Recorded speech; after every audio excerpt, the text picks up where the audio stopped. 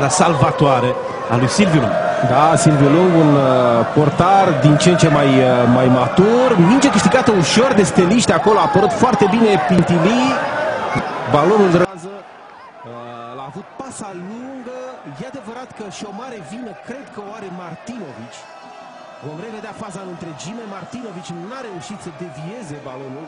Iată reluarea. Aici este cheia succesului acestei faze și Martinovic mai mult îi pune mai bine mingea. Junior Moraes prinde un stâng formidabil, mingea se duce aproape de vincul și apoi Enache cu un gest tehnic subtil strecoară mingea printre picioarele lungi ale lui Tătărușan. Execuție simplă cu latul a lui Tănase. Martinovic se revanșează pentru greșeala de plasament de la gol, o centrare care îi vine cât se poate de bine lui Tănase și Expiteșteanul nu iartă atunci când are asemenea oportunități. O execuție foarte curată, o execuție de manual a lui Cristi Tănase, nicio șansă pe... La fel și cornerul executat de Băurcean.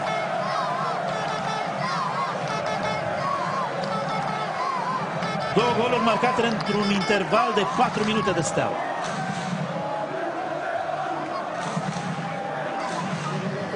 Atât de mult am lăudat defensiva Astrei până la cele două goluri înscrise de Steaua într-un interval de 4 minute.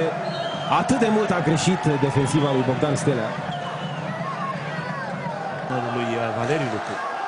Ia să vedem faza. Junior Moraes centrează.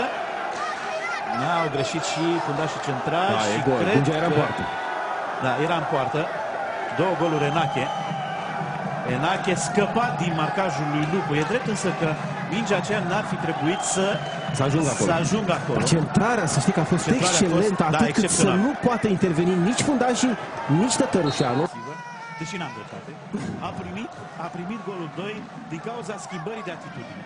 Ia să vedem dacă este offside. Nu pare să fie din acest Nu putem să spunem. Nu putem să spunem nimic pentru că, iată, camera nu se află pe linie. Perfectă pentru Junior Moraes. În continuare slăbiciuni pe flancul stâng. Enache a preluat foarte frumos de lângă Filip. Iată. Da, Filip îl scapă. Enache preia perfect pe poziție viitoare.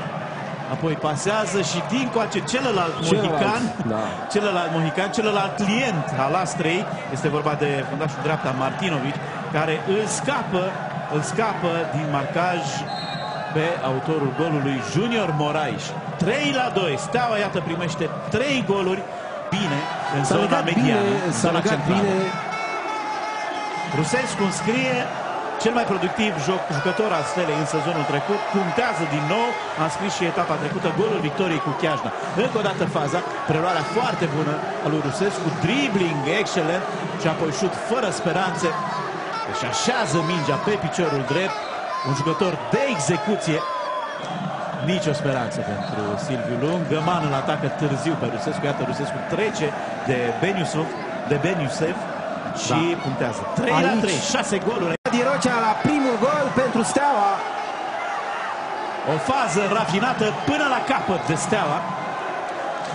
Rocea a înscris de la, cred, 2 metri de poartă. Primul gol pentru Steaua, marcat de jucătorul adus de Reghecav de la Chiajna. Să vedem încă o dată faza. Este greșeala lui Beniusev. Apoi Tănase. Rocea foarte calm preia pe piept în careul mic. Pasa lui Tănase, iată preluarea și apoi voleul cu piciorul stâng. 4-3, ce meci avem pe Dolce Sport, prieteni. 7 goluri înscrise până acum și dacă Steaua nu o lasă din nou mai moale, așa cum a făcut-o în prima repriză, cred că o să mai vedem. Cred că o să mai vedem. Bogdan Stelea a făcut 2